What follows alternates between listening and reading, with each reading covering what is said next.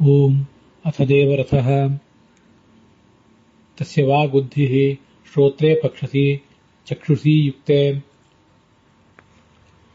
मनस्संगृहीता तदयं प्राणोऽधितिष्ठति. ಶ್ರೀಗುರುಭ್ಯೋ ನಮಃ. ಮಹಾಭಾರತದ ಆಶ್ವಮೇಧಿಕ ಪರ್ವದ 79ನೆಯ ಭಾಗ ಇದು. ಅಲ್ಲಿ ವಾವಿಳ್ಳೆ ರಾಮಸ್ವಾಮಿ ಶಾಸ್ತ್ರಿಗಳ ಪಾಠದಲ್ಲಿ ನಾವು ನೋಡಬೇಕಾದದ್ದು 94ನೇ ಅಧ್ಯಾಯ. ವೈಷ್ಣವ ಪಾಠದಲ್ಲಿ 89ನೇ ಅಧ್ಯಾಯ. ವಾವಿಳ್ಳೆ ರಾಮಸ್ವಾಮಿ ಶಾಸ್ತ್ರಿಗಳ ಪಾಠದ 94, ವೈಷ್ಣವ ಪಾಠದ 90, ಟಿ ಆರ್ ಕೃಷ್ಣಾಚಾರ್ಯ ಪಾಠದಲ್ಲಿ 89ನೇದ್ದು, ಗೀತಾ ಪ್ರೆಸ್ಸಿನ ಪಾಠದಲ್ಲಿ 88ನೇದ್ದು.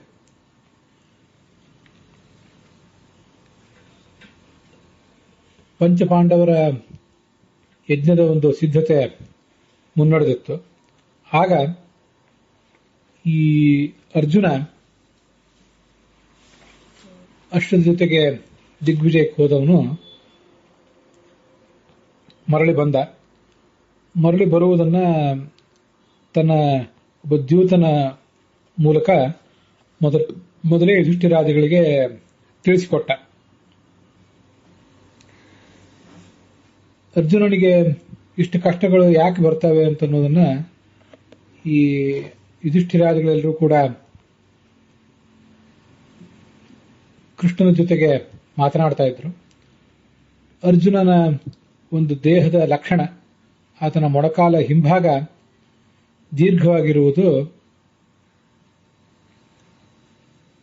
ಇದೆಲ್ಲದಕ್ಕೂ ಕಾರಣ ಅಂತ ಕೃಷ್ಣ ಹೇಳಿದ್ದನ್ನ ಇದೆಲ್ಲವನ್ನು ಕೂಡ ನೋಡಿದ್ವಿ. ಅದೇ ಸಂದರ್ಭದಲ್ಲಿ ಅರ್ಜುನನು ಅಲ್ಲಿಗೆ ಬಂದು ಮುಟ್ಟಿದ. ಮುಂದೆ ಬಬ್ರುವಾಹನನು ಕೂಡ ಅಲ್ಲಿಗೆ ಬಂದ ಅನ್ನೋ ಕಥೆಯನ್ನೆಲ್ಲ ಹಿಂದಿನ ದಿವಸ ನಾವು ನೋಡಿದ್ದೇವೆ. ಬಬ್ರುವಾಹನ ಬಂದವನು ಅಲ್ಲಿದ್ದಂಥ ಹಿರಿಯರಿಗೆಲ್ಲರಿಗೂ ಕೂಡ ನಮಸ್ಕರಿಸಿದ ಇತ್ಯಾದಿ ಕಥೆಯನ್ನ ಈಗ ನಾವು ನೋಡಬೇಕಾಗಿದೆ. ಎಲ್ಲ ಪಾಂಡವ ಹಿರಿಯರ ಮನೆಯನ್ನು ಪ್ರವೇಶಿಸಿ ಅವರಿಗೆ ನಮಸ್ಕರಿಸಿದ. ಕುಂತಿಗೆ ನಮಸ್ಕರಿಸಿದ. ಕುಂತಿ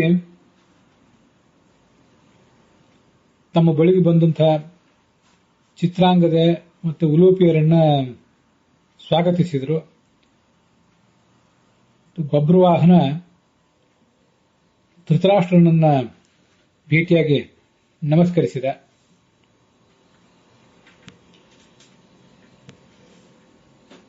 ಆ ಬಬ್ರುವಾಹನನಿಗೆ ಎಲ್ಲರೂ ಕೂಡ ನಾನಾ ಥರದ ಕಾಣಿಕೆಗಳನ್ನ ಕೊಟ್ಟರು. ಕೃಷ್ಣನು ಕೂಡ ದಿವ್ಯವಾದ ರಥವನ್ನ ಬಬ್ರುವಾಹನನಿಗೆ ಕೊಟ್ಟ. ವ್ಯಾಸರು ಯುಧಿಷ್ಠಿರನಿಗೆ ಸೂಚನೆ ಕೊಟ್ಟರು, ನೀನು ಯಜ್ಞವನ್ನ ಈಗ ಪ್ರಾರಂಭಿಸಬಹುದು ಅಂತ.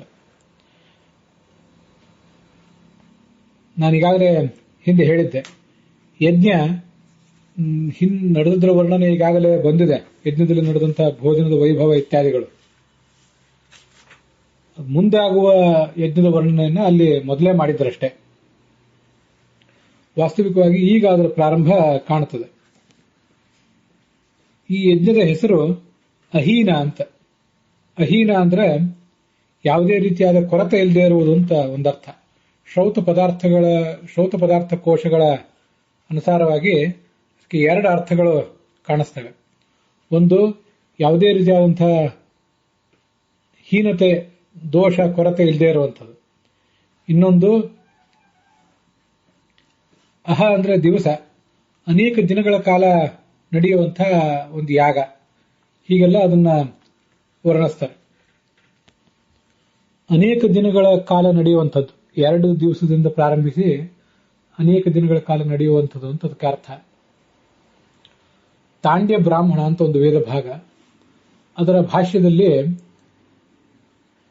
16 ಋತ್ವಿಕಗಳು ಏತೆ ಅಹೀನೈಕಾ ಹೈಹಿ ಯಾಜಯಂತಿ ಅಂತ ವರ್ಣನೆ ಮಾಡಿದ್ದಾರೆ. ಆಪಸ್ತಂಭ ಸೂತ್ರಗಳಲ್ಲೂ ಕೂಡ ತಯೇತೆ ಹೋತ್ರಾದಿನಾಮಕಾಹ ಷೋಡಶ ಋತ್ವಿಜಃ, ಋಗ್ವೇದದ ಹೋತ, ಯಜುರ್ವೇದದ ಅಧ್ವರ್ಯು, ಸಾಮವೇದದ ಉದ್ಗಾತ ಮತ್ತೆ ಅಥರ್ವವೇದದ ಬ್ರಹ್ಮ, ಈ ಎಲ್ಲ ಪುರೋಹಿತರು ದ್ವಿರಾತ್ರಾದಿವಿ 2 ದಿನಗಳು ಅಲ್ಲಿಂದ ಪ್ರಾರಂಭಿಸಿ, ಒಂದೇ ದಿವಸದಾದ್ರೆ ಅದನ್ನ ಅಹೀನ ಅನ್ನುವುದಿಲ್ಲ, ಕನಿಷ್ಠ 2 ದಿವಸಗಳಿಂದ ಅನೇಕ ದಿನಗಳ ಕಾಲ ನಡೆಯುವಂತಹ ಒಂದು ಯಜ್ಞ ಅದು. ಅಗ್ನಿಷ್ಟೋಮಾದಿಭಿ ಏಕಾಹ ಸಮ್ಯಕೈ ಯಾಜಯಂತಿ ಅಂತ ಹೀಗೆ ಅದರ ವರ್ಣನ ಇದೆ. ಅಭಿಚಾರಮಹೀನಂ ಚ ತ್ರಿಕೃತ್ವಾಯಿಹ ವಿಶುದ್ಧತೆ ಅಂತ ಹೀಗೆಲ್ಲ ಅದ್ರ ಬಗ್ಗೆ ವರ್ಣನೂ ಕೂಡ ಬೇರೆ ಬೇರೆ ಶಾಸ್ತ್ರದಲ್ಲಿ ಕೇಳಿ ಬರ್ತದೆ. ಇಂಥ ಅಹೀನ ಯಜ್ಞ ಯಾವುದೇ ರೀತಿಯಾದ ಕೊರತೆ ಇಲ್ಲದೆ ಇರುವಂಥದ್ದು ಅಂತ ಒಂದರ್ಥ, ಅನೇಕ ದಿನಗಳ ಕಾಲ ನಡೆಯುವಂಥದ್ದು ಅಂತ ಇನ್ನೊಂದರ್ಥ. ಹೀಗೆ ಅದರ ಹೆಸರುಗಳಿವೆ. ಸುವರ್ಣದ ಉಪಯೋಗ ಇಲ್ಲಿ ಬಹಳ ಇರುವುದರಿಂದ, ಸುವರ್ಣದ ದಾನವೂ ಕೂಡ ಬಹಳ ನಡೆಯುವುದರಿಂದ ಇದಕ್ಕೆ ಬಹು ಸುವರ್ಣಕ ಅಂತ ಕೂಡ ಹೆಸರು ಕಂಡು ಬರ್ತದೆ. ಮತ್ತು ಇದರಲ್ಲಿ ಬಂದ ಬ್ರಾಹ್ಮಣರಿಗೂ ಕೂಡ 3 ಪಟ್ಟು ದಕ್ಷಿಣೆಯನ್ನು ನೀನು ಅಧಿಕವಾಗಿ ಕೊಡಬೇಕು, ಸಕಲ ಪಾಪಗಳನ್ನು ಕಳ್ಕೊಳ್ತಿ ಅಂತ ವ್ಯಾಸರು ವರ್ಣನೆ ಮಾಡಿದರು. ಯುಧಿಷ್ಠಿರ ಯಜ್ಞದ ದೀಕ್ಷೆಯನ್ನ ಸ್ವೀಕಾರ ಮಾಡಿದ. ಅನೇಕ ಜನ ಪುರೋಹಿತರು ಅಲ್ಲಿ ಸೇರಿ ಯಾವುದೇ ಮಂತ್ರದ ಕೊರತೆ ಆಗದಂತೆ, ಯಾಜ್ಞಿಕ ಪ್ರಕ್ರಿಯೆಯ ಕೊರತೆ ಆಗದಂತೆ ಆ ಕಾರ್ಯವನ್ನ ಮಾಡಿ ಮುಗಿಸಿದರು.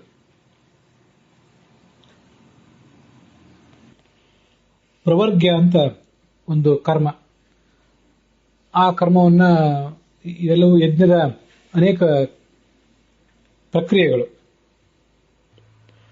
ಒಂದು ಮುಖ್ಯ ಯಜ್ಞದ ಅಂಗವಾಗಿ ನಡೆಯುವಂತಹ ಯಜ್ಞಕ್ಕೆ ಪ್ರವರ್ಗ್ಯ ಅಂತ ವರ್ಣನೆ ಮಾಡ್ತಾರೆ. ಅದನ್ನ ಮಾಡಿದರು.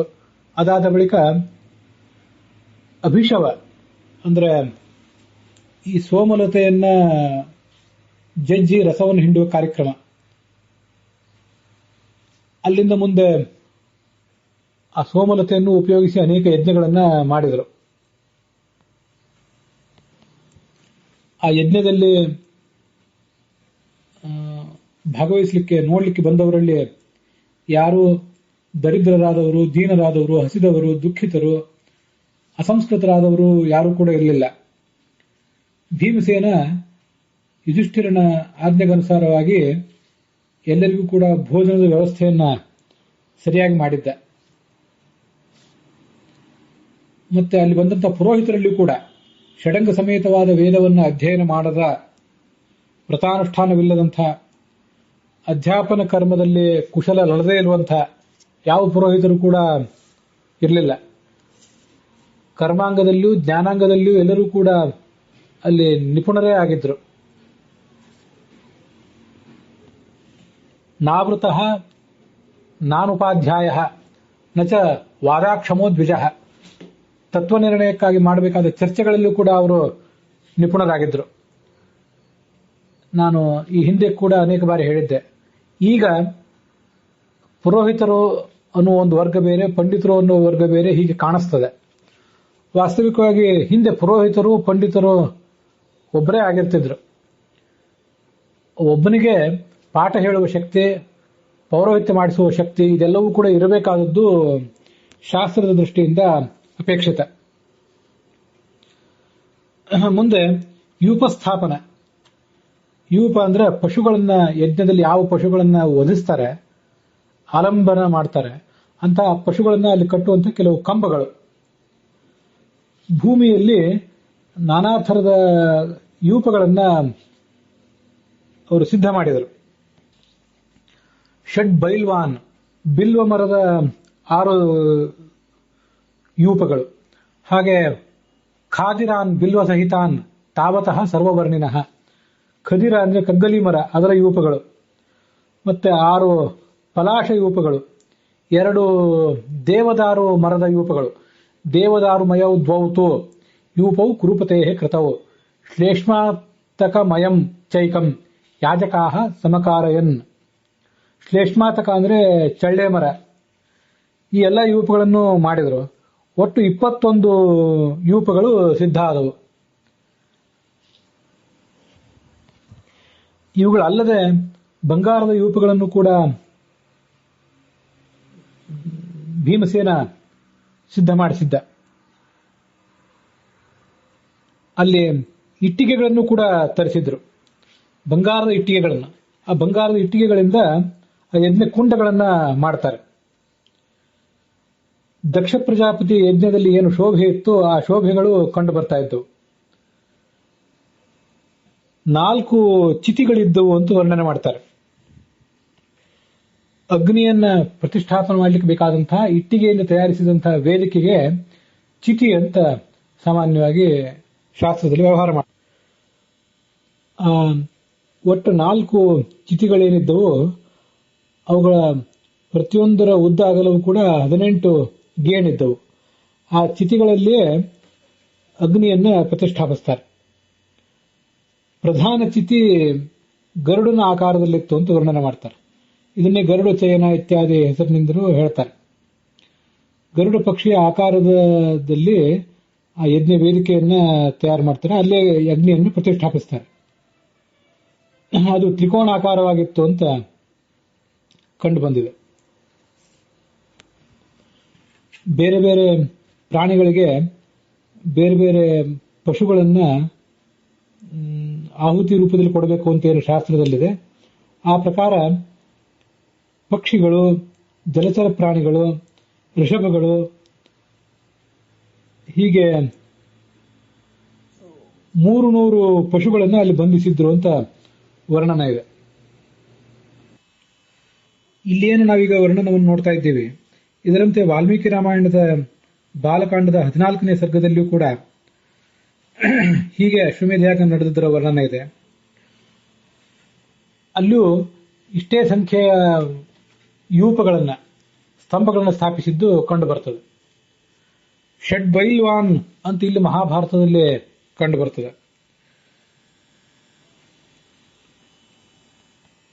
ರಾಮಾಯಣದಲ್ಲೂ ಕೂಡ ಷಡ್ಬೈಲ್ವಾಹ ಖಾದಿರಾಸ್ತಥಾ ತಾವಂತೋ ಬಿಲ್ವಸಹಿತಾಹ ಪರ್ಣಿನಶ್ಚ ತಥಾಪರೆ ಶ್ಲೇಷ್ಮಾತಕಮಯಸ್ವೇಕಃ ದ್ವೇ ದೇವದಾರುಮಯಸ್ತಥಾ. ಶ್ಲೇಷ್ಮಾತಕ ಅಂತ ನಾವೀಗಾಗಲೇ ಇಲ್ಲೇ ನೋಡಿದ್ದೇವೆ, ಚಳ್ಳೆ ಮರ. ಹಾಗೆ ಖದಿರ, ಅದು ಕಗ್ಗಲಿ ಮರದ. ಅದರಂತೆ ಅಲ್ಲೂ ಕೂಡ ವರ್ಣನ ಇದೆ. 21 ಯೂಪಾಸ್ತೆ, ಒಟ್ಟು 21 ಯೂಪಗಳಿದ್ದವು ಅಂತ ಅಲ್ಲಿಯೂ ವರ್ಣನ ಇದೆ. ವಾಸೋಭಿ 21 ಏಕೈಕಂ ಸಮಲಂಕೃತಾಹ, ಪ್ರತಿಯೊಂದನ್ನು ಕೂಡ ನಾನಾ ಥರದ ಬಟ್ಟೆಗಳಿಂದ ಅಲಂಕರಿಸಿದ್ರು ಅಂತ ವರ್ಣನ ಇದೆ. ಇಲ್ಲಿ ಮಹಾಭಾರತದಲ್ಲಿ ಅದು ಕಾಣಿಸೋದಿಲ್ಲ. ಪ್ರಧಾನ ಯಜ್ಞ ಕುಂಡ ಅದು ಗರುಡನ ರೂಪದಲ್ಲಿತ್ತು ಅಂತ ನಾವು ಮಹಾಭಾರತದಲ್ಲಿ ಇಲ್ಲಿ ನೋಡಿದ್ದೀವಿ. ರಾಮಾಯಣದಲ್ಲಿಯೂ ಕೂಡ ಸಚಿತ್ಯ ರಾಜಸಿಂಹಸ್ಯ ಸಂಚಿತ ಕುಶಲಯದ್ವಿಜೈ ಗರುಡೋ ರುಕ್ಮಪಕ್ಷೋ ವೈ ತ್ರಿಗುಣ 18 ಬಂಗಾರದ ರೆಕ್ಕೆಗಳನ್ನು ಹೊಂದಿದಂಥ ಒಂದು ಗರುಡನ ಆಕಾರದಲ್ಲಿ ಆ ಯಜ್ಞಕುಂಡ ಇತ್ತು ಅಂತ ತಿಳ್ಕೊಳ್ಬೇಕು. ಮಹಾಭಾರತದಲ್ಲೂ ಹಾಗೆ ಇದೆ, ರಾಮಾಯಣದಲ್ಲೂ ಹಾಗೆ ಇದೆ. ಹಾಗೆ ಮಹಾಭಾರತದಲ್ಲಿನ ಆ ಯಜ್ಞಕ್ಕೆ ಬಂದಂಥ ಪುರೋಹಿತರು ಹೇಗಿದ್ರು, ರಾಮಾಯಣದಲ್ಲಿನ ವರ್ಣನೂ ಕೂಡ ಹಾಗೇ ಇದೆ. ನ ಅಷಡಂಗವಿತ್ತತ್ರ ಆಸೀತ್, ಷಡಂಗ ವೇದದ ಷಡಂಗಗಳನ್ನು ತಿಳಿಯದ ಪುರೋಹಿತ ಅಲ್ಲಿರಲಿಲ್ಲ. ನ ಅವೃತಃ ನ ಅಪಹುಷ್ಟುತಃ ನ ಅವಾದ ಕುಶಲಃ, ಯಾವುದೇ ರೀತಿಯಾದಂತಹ ವಾದದಲ್ಲಿ ಕೌಶಲವಿಲ್ಲದ ಪುರೋಹಿತನು ಕೂಡ ಅಲ್ಲಿರಲಿಲ್ಲ. ಹೀಗೆಲ್ಲವನ್ನೂ ಅವರು ಬಲ್ಲವರಾಗಿದ್ರು. ಬೇರೆ ಬೇರೆ ದೇವತೆಗಳನ್ನು ಉದ್ದೇಶಿಸಿ ಆಲಂಬಿಸಬೇಕಾದಂತಹ ಪಕ್ಷಿಗಳನ್ನ, ಪಶುಗಳನ್ನೆಲ್ಲ ಕಟ್ಟಿದ್ರು ಅಂತ ಮಹಾಭಾರತದಲ್ಲಿ ಬಂದಿದೆ. ಅದರಂತೆ ರಾಮಾಯಣದಲ್ಲೂ ಹಾಗೇ ವರ್ಣನ ಇದೆ. ಇಂದ್ರಾಯ ರಾಜ್ಞೆ ಸೂಕರಃ, ದೇವತೆಗಳ ರಾಜನಾದಂಥ ಇಂದ್ರನಿಗೆ ಒಂದು ಹಂದಿಯನ್ನ, ಕಾಡು ಹಂದಿಯನ್ನ ಬಲಿ ಕೊಡಬೇಕು ಅಂತ ವರ್ಣನ ಇದೆ. ಪಶೂನಾಂ 300 ಯತ್ರ ತತ್ರ ಯೂಪೇಶು ನಿಯತಂ ತಥಾ, 300 ಪಶುಗಳನ್ನು ಕಟ್ಟಿದ್ದರು ಅಂತ ವಾಲ್ಮೀಕಿ ರಾಮಾಯಣದಲ್ಲಿಯೂ ಕೂಡ ವರ್ಣನೆ ಇದೆ. 300 ಅಂತ ವಾಲ್ಮೀಕಿ ರಾಮಾಯಣದಲ್ಲಿ ಮತ್ತು ಮಹಾಭಾರತದಲ್ಲಿ ಒಂದು ಕಥನ ಇದೆಯಲ್ಲ, ಇದರ ಬಗ್ಗೆ ವ್ಯಾಖ್ಯಾನಕಾರರು ಸ್ವಲ್ಪ ಭಿನ್ನಾಭಿಪ್ರಾಯ ತಾಳ್ತಾರೆ. ಅಶ್ವಮೇಧೆ ಪಶು ಸಂಖ್ಯಾತು 519 ಒಟ್ಟು 519 ಪ್ರಾಣಿಗಳನ್ನ ಅಲ್ಲಿ ಬಲಿ ಕೊಡ್ತಾರೆ. 300 ಅಂತಂದು ನಿಖರವಾಗಿ 300 ಅಂತ ಅರ್ಥ ಅಲ್ಲ, ಹೆಚ್ಚಿನ ಸಂಖ್ಯೆಯೇ ಇದೆ ಅಂತ ಆ ವಾಲ್ಮೀಕಿ ರಾಮಾಯಣದ ವ್ಯಾಖ್ಯಾನದಲ್ಲಿ ಕಂಡು ಬರ್ತದೆ. ವಾಲ್ಮೀಕಿ ರಾಮಾಯಣದ ವ್ಯಾಖ್ಯಾನದಿಂದ ನಮಗೆ ತಿಳಿಯುವಂತೆ 6 ಬಿಲ್ವ ಯೂಪಗಳೇನಿವೆ, ಅದರ ಜೊತೆಗೆ ಕಗ್ಗಲಿ ಮರ ಅಂದ್ರೆ ಖದಿರ ಮರದ ಯೂಪಗಳು ಕೂಡ ಜೊತೆ ಜೊತೆಗೆ ಇರ್ತವೆ. ಮತ್ತೊಂದು ಕಡೆ ಪಲಾಶ ಅಂದ್ರೆ ಮುತ್ತುಗ ಮರದ ಯೂಪಗಳಿರ್ತವೆ.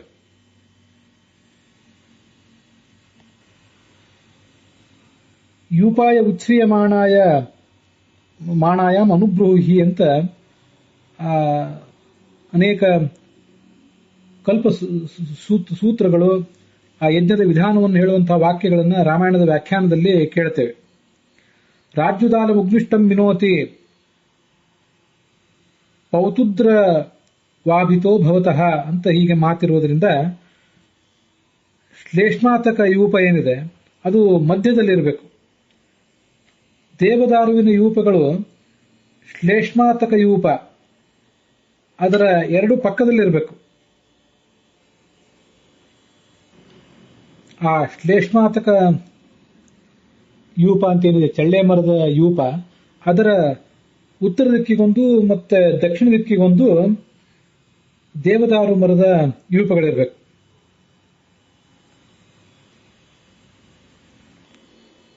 ಹೀಗೆ ಕೆಲವನ್ನ ದಕ್ಷಿಣ ದಿಕ್ಕಿನಲ್ಲೂ ಕೆಲವನ್ನ ಉತ್ತರ ದಿಕ್ಕಿನಲ್ಲೂ ಕಟ್ಟಬೇಕು ಅಂತ ನಿರ್ಮಿಸಬೇಕು ಯೂಪಗಳನ್ನು ವರ್ಣನೆ ಇರುವುದರಿಂದ ಆ ಥರದ ಎಲ್ಲ ವ್ಯವಸ್ಥೆಯನ್ನು ಕೂಡ ಮಾಡಿದರು ಅಂತ ಹೇಳ್ತಾರೆ. ಆ ಯೂಪಗಳು ಒಂದು ಮಾರು ಅಂತರದಲ್ಲಿದ್ದವು. 2 ಯೂಪಗಳ ನಡುವೆ ನಿಂತ್ಕೊಂಡ್ರೆ 2 ತೋಳುಗಳನ್ನ ಚಾಚಿದರೆ ಸ್ಪರ್ಶ ಆಗುವಷ್ಟು ಒಂದು ದೂರದಲ್ಲಿ ಇರಬೇಕು. ತೀರಾ ಸಮೀಪದಲ್ಲಿ ಅವು ಇರುವಂತಿಲ್ಲ. ಈ ಯೂಪಗಳಿಗೆ ಸರ್ಪಗಳನ್ನು ಪಕ್ಷಿಗಳನ್ನು ಕೂಡ ಕಟ್ಟಿದ್ರು ಅಂತ ರಾಮಾಯಣದ ವ್ಯಾಖ್ಯಾನದಲ್ಲಿ ಹೇಳ್ತಾರೆ. ಜಲಚರಗಳಾದಂತಹ ಆಮೆ ಅವೆಲ್ಲವನ್ನೂ ಆ ವಿಶಾಸನ ಮಾಡುವುದು ಅಂದ್ರೆ ಆಲಂಬನ ಮಾಡುವುದು ಅಂದ್ರೆ ಆ ಪ್ರಾಣಿಗಳನ್ನು ಹತ್ಯೆ ಮಾಡಿ ಅದರ ಮಾಂಸದಿಂದ ಯಜ್ಞವನ್ನು ಮಾಡುವುದು ಅಂತ ಅದರ ಅರ್ಥ ಆಗ್ತದೆ. ಗಂಧರ್ವರ ನೃತ್ಯ, ಅಪ್ಸರೆಯರ ಸಂಗೀತ ಅದೆಲ್ಲ ಅಲ್ಲಿ ನಡೆದಿತ್ತು. ಕಿನ್ನರ ಕಿಂಪುರುಷರೆಲ್ಲ ಅಲ್ಲಿ ನೆರೆದಿದ್ರು. ವ್ಯಾಸರು ತಮ್ಮ ಶಿಷ್ಯರ ಸಮೇತವಾಗಿ ಆ ಯಜ್ಞದಲ್ಲಿ ಭಾಗವಹಿಸಿದ್ರು.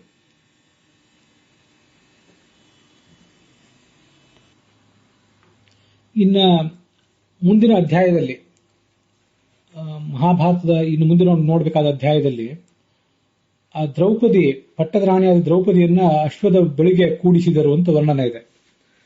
ಮತ್ತೆ ವಾಲ್ಮೀಕಿ ರಾಮಾಯಣದ ಬಾಲಕಾಂಡದ ಆ 14ನೇ ಸರ್ಗದಲ್ಲೂ ಕೂಡ ದಶರಥನ ಪಟ್ಟದ ರಾಣಿ ಕೌಸಲ್ಯೆ ಆ ಕುದುರೆ ಜೊತೆಗೆ ಒಂದು ರಾತ್ರಿಯನ್ನು ಕಳೆದಳು ಅಂತ ವರ್ಣನೆ ಇದೆ. ಇದೆಲ್ಲ ಏನು, ಇದರ ಅರ್ಥ ಏನು ಅನ್ನೋದ್ರ ಕುರಿತಾಗಿ ಮತ್ತೆ ಅಶ್ವಮೇಧ ಯಾಗದ ಸಾಕಷ್ಟು ವಿವರಗಳು ಬೇರೆ ಬೇರೆ ಕಡೆ ನನಗೇನು ಲಭ್ಯ ಇವೆ ಅದೆಲ್ಲವನ್ನೂ ಕ್ರಮವಾಗಿ ಹೇಳಬೇಕು ಅಂತ ಬಯಸ್ತೀನಿ. ವಾಲ್ಮೀಕಿ ರಾಮಾಯಣದ ಆ ವ್ಯಾಖ್ಯಾನಗಳಲ್ಲಿ ಕೆಲವು ಕಡೆ ಹೀಗೆ ಕಂಡು ಬರ್ತದೆ. ಅಶ್ವಮೇಧ ಯಜ್ಞ ಮಾಡುವಾಗ ಅದರ ಕುದುರೆ ಏನು ಸಂಚಾರ ಹೊರಟಿರ್ತದೆ, ಅಲ್ಲಿ ರಾಜಪುತ್ರ, ರಾಜೋಗ್ರ, ಸೂತ, ಗ್ರಾಮಣಿ ಮತ್ತು ಕ್ಷತ್ರ ಸಂಗ್ರಹೀತ ಹೀಗೆ 400 ಜನ ಅದನ್ನ ಹಿಂಬಾಲಿಸ್ತಾರೆ. ಕುದುರೆ ನಾನಾ ದೇಶವನ್ನ ಸಂಚಾರ ಮಾಡಿ ಮರಳಿ ಬಂದ ಮೇಲೆ ಬ್ರಹ್ಮ, ಅಧ್ವರ್ಯು, ಹೋತ, ಉದ್ಗಾತ ಅನ್ನುವಂಥ ಪುರೋಹಿತರು ಕುದುರೆಯನ್ನ ರಥಕಾರ ಅಂದ್ರೆ ರಥವನ್ನ ನಿರ್ಮಾಣ ಮಾಡುವ ಬಡಿಗರು ಮೊದಲಾದವರು ಏನಿರ್ತಾರೆ ಅವರ ಮನೆಗೆ ಅದನ್ನು ತಗೊಂಡು ಹೋಗ್ತಾರೆ. ಅಲ್ಲಿ ತಗೊಂಡು ಹೋಗಿ ಅದನ್ನ ಕಟ್ಟುತ್ತಾರೆ. ಕುದುರೆ 4 ಕಾಲುಗಳಿಗೂ ಕೂಡ ಹೋಮ ಮಾಡ್ತಾರೆ, ಇಹ ಧೃತಿ ಸ್ವಾಹ ಮೊದಲಾದ ಮಂತ್ರಗಳಿಂದ.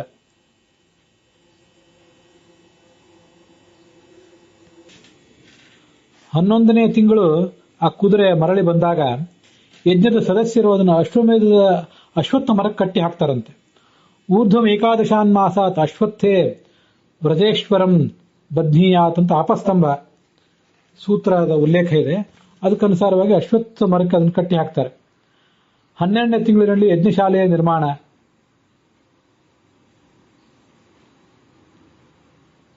ಮತ್ತೆ ಈ ಫಾಲ್ಗುಣ ಕೃಷ್ಣ ಅಮಾವಾಸ್ಯೆ ದಿವಸ ಯಜ್ಞಶಾಲಾ ಪ್ರವೇಶ ಆಗ್ತದೆ. ಚೈತ್ರ ಶುದ್ಧ ಪ್ರತಿಪತ್ತನ ದಿವಸ ಅಶ್ವಮೇಧ ಯಾಗದ ಪ್ರಾರಂಭ ಆಗ್ತದೆ. ಅಲ್ಲಿರುವಂತಹ ಋತ್ವಿಕ್ಗಳು ಸ್ವೇಚ್ಛೆಯಿಂದ ಬೇಕಾಬಿಟ್ಟು ಓಡಾಡುವಂತಿಲ್ಲ. ಅವರು ಹೀಗೆ ಓಡಾಡಬೇಕು, ಇಲ್ಲೇ ಕುತ್ಕೋಬೇಕು ಇತ್ಯಾದಿ ನಿಯಮಗಳಿವೆ. ಅದನ್ನೆಲ್ಲ ವೇದಗಳಲ್ಲಿಯೂ ವರ್ಣನೆ ಮಾಡಿದ್ದಾರೆ. ಆಪಸ್ತಂಭ, ಅಶ್ವರಾಯನ ಮೊದಲಾದ ಸೂತ್ರಕಾರರು ಕೂಡ ವರ್ಣನೆ ಮಾಡಿದ್ದಾರೆ. ನ ಅಸಂಸ್ಥಿತೆ ಸೋಮೆ ಅಧ್ವರ್ಯು ಪ್ರತ್ಯಂಗ್ ಸದೋತೀಯಾತ್. ಸೋಮಯಾಗವು ಮುಗಿಯುವುದಕ್ಕಿಂತ ಮೊದಲು ಅಧ್ವರ್ಯು ಆ ಯಜ್ಞ ಮಂಟಪದ ಪಶ್ಚಿಮ ಭಾಗವನ್ನು ಮೀರಿ ಹೋಗಬಾರದು. ಹೀಗೆಲ್ಲ ವರ್ಣನೆ ಇದೆ. ಸೋಮಲತೆಯನ್ನು ಜಜ್ಜಲಿಕ್ಕೂ ಕೂಡ ನಿರ್ದಿಷ್ಟ ವಿಧಾನಗಳಿವೆ. ಸೋಮಂ ರಾಜಾನಂ ದೃಷದಿ ನಿಧಾಯ ದೃಷದ್ಭಿಹಿ ಹನ್ಯಾತ್ ಅಂತ. ಅರೆಯುವ ಕಲ್ಲಿನ ಮೇಲಿಟ್ಟು ಕಲ್ಲಿನಿಂದಲೇ ಆ ಸೋಮ ಅನ್ನುವ ಲತೆಯನ್ನ ಜಜ್ಜಬೇಕು. ಅದರಂತೆ ಆ ರಸವನ್ನ ಹಿಂಡಬೇಕು ಅಂತ ವರ್ಣನೆ ಮಾಡ್ತಾರೆ. ಇಂಥ ಎಲ್ಲ ಯಜ್ಞಗಳಲ್ಲಿ ಉಪಯೋಗಿಸಲ್ಪಡುವಂತಹ ಪ್ರತಿಯೊಂದು ಜಡವಾದ ವಸ್ತು, ಅಲ್ಲಿ ಕಾರ್ಯನಿರ್ವಹಿಸುವಂತಹ ಪ್ರತಿಯೊಬ್ಬ ಚೇತನ, ಇವರೆಲ್ಲರೂ ಕೂಡ ಭಗವಂತನ ಅಧಿಷ್ಠಾನರಾಗಿರ್ತಾರೆ. ಆದ್ರಿಂದಲೇ ಈಗ ನಾವಿಲ್ಲಿ ನೋಡುವ ಭಾಗದಲ್ಲಿ ರಥಕಾರ ಅಂತ ಒಂದ್ ಕಡೆ ಬಂತು. ರಥ ನಿರ್ಮಾಣ ಮಾಡುವ ಬಡಿಗರು ಅವರ ಮನೆಗೆ ಅಶ್ವವನ್ನು ಕರ್ಕೊಂಡು ಹೋಗಿ ಅಲ್ಲಿ ಹೋಮ ಮಾಡ್ತಾರೆ ಅಂತ ಬಂತು. ರುದ್ರಾಧ್ಯಾಯದಲ್ಲಿ ಮೊದಲಿನ ನಮಕ ಭಾಗದಲ್ಲಿ 4ನೇ ಅನುವಾಕದಲ್ಲಿ ನಮಸ್ತಕ್ಷಭ್ಯೋ ರಥಕಾರೇಭ್ಯಶ್ಚವೋ ನಮೋ ಅಂತ ವರ್ಣನೆ ಬರ್ತದೆ. ರಥಕಾರರಲ್ಲಿ ಇರುವಂತಹ ಭಗವಂತನ ರೂಪಕ್ಕೆ ನಮ್ಮ ನಮಸ್ಕಾರ ಅಂತ. ಅಶ್ವಮೇಧ ಯಾಗವನ್ನು ಮಾಡಿಸುವಂತಹ ಪುರೋಹಿತರು, ಯಜಮಾನ, ಅವರೆಲ್ಲ ಅಂತ ಶ್ರೇಷ್ಠವಾದಂತಹ ಅನುಸಂಧಾನವುಳ್ಳವರಾಗಿರ್ತಾರೆ. ಆದ್ರಿಂದಲೇ ತಕ್ಷಭ್ಯ ಅಂದ್ರೆ ತಕ್ಷ ಅಂದ್ರೆ ಬಡಿಗರವನು, ಬಡಿಗರಿಗೆ ನಮಸ್ಕಾರ ಅಂತ ಅರ್ಥ ಇಲ್ಲ, ಬಡಿಗರಲ್ಲಿ ಇರುವ ನಿಮ್ಮ ರೂಪಗಳಿಗೆ ನಮಸ್ಕಾರ. ರಥಕಾರೇಭ್ಯ ರಥಗಳನ್ನು ನಿರ್ಮಿಸುವಂತಹ ನೈಪುಣ್ಯವುಳ್ಳಂತಹ ಬಡಿಗಿಗಳಲ್ಲಿ ಇರುವ ಭಗವಂತನ ರೂಪಗಳಿಗೆ ನಮಸ್ಕಾರ ಅಂತೆಲ್ಲ ವರ್ಣನೆ ಮಾಡಿದ್ದಾರೆ. ಬೇರೆ ಯಾವುದೋ ನಾವು ಒಂದು ಮನೆಯನ್ನು ಕಟ್ಟುವಾಗ ಧಾರ್ಮಿಕತೆಯ ಸ್ಪರ್ಶವಿಲ್ಲದ ಮನೆಯೋ ಮತ್ತೊಂದು ಯಾವುದೋ ಭವನವೋ ಅದನ್ನು ಕಟ್ಟುವಾಗ ಅಲ್ಲಿಯೂ ಕೂಡ ಬಡಿಗರು ಮೊದಲಾದವರ ಅಗತ್ಯ ಇದ್ದೇ ಇರ್ತದೆ, ಇಲ್ಲ ಅಂತಲ್ಲ. ಆದರೆ ಅದಕ್ಕಿಂತ ಹೆಚ್ಚಾಗಿ ಜೀವನದ ಎಲ್ಲ ಪಾಪಗಳನ್ನು ಕಳೆಯುವಂತಹ ಅತಿ ದೊಡ್ಡ ಯಜ್ಞ ಅಂತ ಕರೆಸ್ಕೊಂಡಿರುವಂತಹ ತುಂಬಾ ಸಂಕೀರ್ಣವಾದಂತಹ ಅಂಗಗಳನ್ನು ಒಳಗೊಂಡಂತಹ ಅಶ್ವಮೇಧದ ಯಜ್ಞಗಳಲ್ಲಿ ಬ್ರಾಹ್ಮಣರು, ಕ್ಷತ್ರಿಯರು, ವೈಶ್ಯರು, ಶೂದ್ರರು ಎಲ್ಲರೂ ಕೂಡ ಪಾಲ್ಗೊಳ್ತಾರೆ. ರಥ ಹೊಡೆಯುವಂಥವರು, ರಥಗಳನ್ನು ನಿರ್ಮಾಣ ಮಾಡುವಂಥವರು ಹೀಗೆಲ್ಲರೂ ಪಾಲ್ಗೊಂಡಿರ್ತಾರೆ. ಅನೇಕ ಜನ ಶಿಲ್ಪಿಗಳಲ್ಲಿರ್ತಾರೆ. ಅದಕ್ಕಾಗಿ ಅವರೆಲ್ಲರಲ್ಲೂ ಇರುವಂತಹ ಭಗವಂತನನ್ನ ನೆನೆಸುವುದು ಅವರ ಉದ್ದೇಶ ಆಗಿರ್ತದೆ.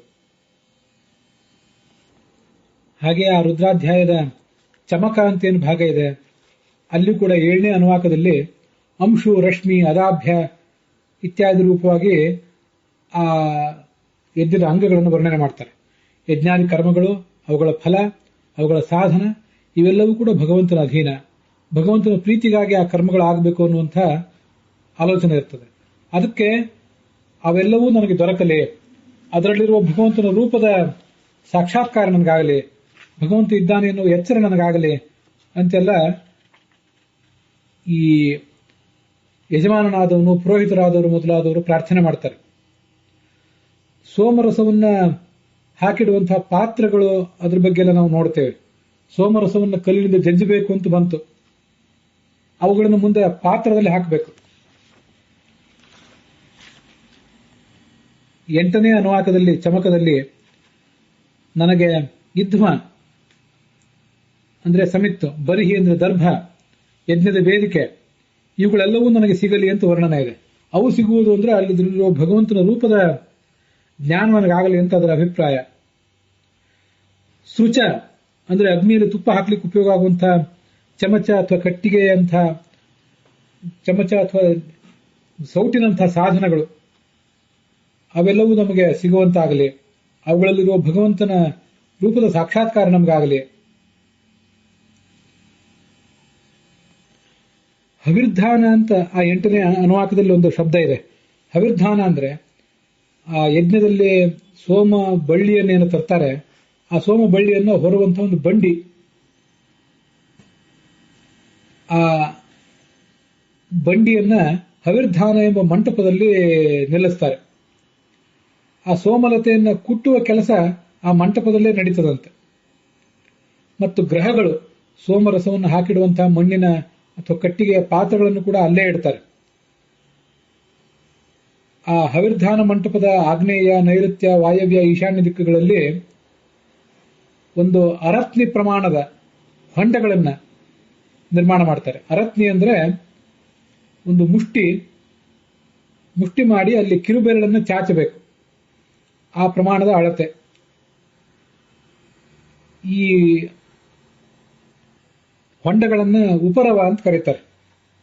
ಅವು ಒಂದರಿಂದ ಒಂದು ಚೋಟು ದೂರದಲ್ಲಿರಬೇಕು. ಮೇಲ್ನೋಟಕ್ಕೆ ಅವು ದೂರದಲ್ಲೇ ಇರಬೇಕು, ಆದರೆ ಕೆಳಭಾಗದಲ್ಲಿ ಅವು ಪರಸ್ಪರ ಹೊಂದಿಕೊಂಡಿರಬೇಕು. ಇಲ್ಲಿಯ ಸೋಮ ಅನ್ನುವ ಬಳ್ಳಿಯ ಅಧಿಶವಣ ನಡೀತದೆ. ಉಪರವ ಆದಮೇಲೆ ಅಧಿಶವಣ ಅಂತ ಬಂತಲ್ಲ. ಅಧಿಶವಣ ಅಂದ್ರೆ ಆ ಸೋಮಲತೆಯನ್ನ ಕುಟ್ಲಿಕ್ಕೆ ಬೇಕಾದಂತಹ ಫಲಕಗಳು. ಕೆಳಗೊಂದು ಕಲ್ಲಿನ ಫಲಕ ಇಟ್ಟು ಅದರ ಮೇಲೆ ಸೋಮದ ಬಳ್ಳಿಯನ್ನಿಟ್ಟು ಇನ್ನೊಂದು ಕಲ್ಲಿನ ಫಲಕದಿಂದ ಅವುಗಳನ್ನ ಕುಟ್ಟುತ್ತಾರೆ. ಹಾಗೆ ಕುಟ್ಟಿ ಸೋಮರಸವನ್ನ ಹಿಂಡುತ್ತಾರೆ. ಆ ಚಮಕದ 8ನೇ ಅನುವಾಕದಲ್ಲಿ ಆಗ್ನೇಧ್ರ ಅಂತ ಒಂದು ಶಬ್ದ ಇದೆ. ಆಗ್ನೇಧ್ರ ಅಂದ್ರೆ ಯಾವ ಪಶುವನ್ನ ಅಲ್ಲಿ ವಿಸರ್ಜನ ಮಾಡ್ತಾರೆ ಅದರ ಅವಯವಗಳನ್ನ ಕತ್ತರಿಸಿ ತೆಗೆಯುವಂತಹ ಒಂದು ಪ್ರದೇಶ.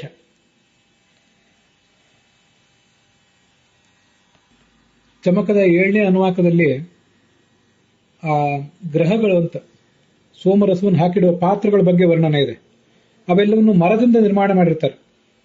ಒಂದರಲ್ಲಿ ಸೋಮರಸವನ್ನು ಹಾಕಿ ಹೋಮ ಮಾಡಿದ ಬಳಿಕ ಮತ್ತೊಂದು ಬಾರಿ ಅದನ್ನು ಯಜ್ಞಕ್ಕೆ ಉಪಯೋಗ ಮಾಡೋದಿಲ್ಲ.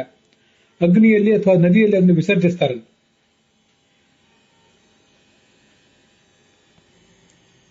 ಹೀಗೆ ಇದಿಷ್ಟು ವಿವರಗಳನ್ನು ಹೇಳಿದ್ದೇನೆ. ಅಶ್ವಮೇಧ ಯಾಗದ ಕುರಿತಾಗಿ